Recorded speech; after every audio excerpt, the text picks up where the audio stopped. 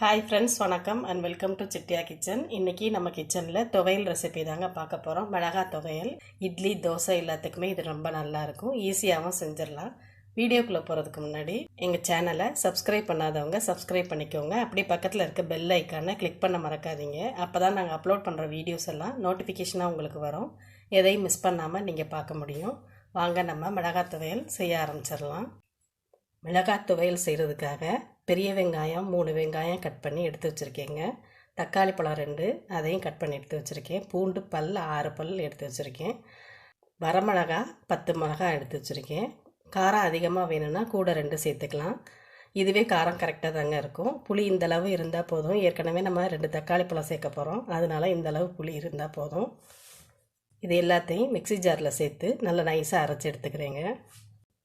Mixie ஜாரில் சேர்த்து நல்லா நைஸாக அரைச்சி எடுத்துக்கிட்டேங்க. இப்போ இதை தாளித்து விட்டுறலாம்.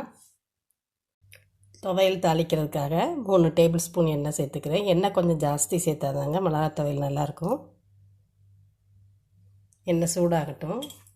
எண்ணெய் சூடாயிடுச்சு. 1 டீஸ்பூன் கடுகு சேர்த்துக்கலாம்.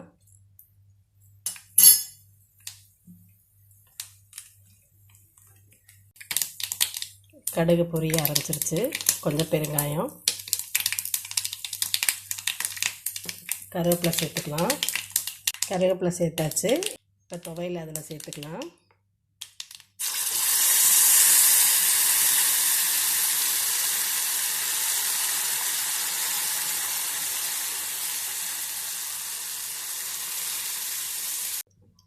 துவையலுக்கு தேவையான அளவு உப்பு சேர்த்துக்கலாம்.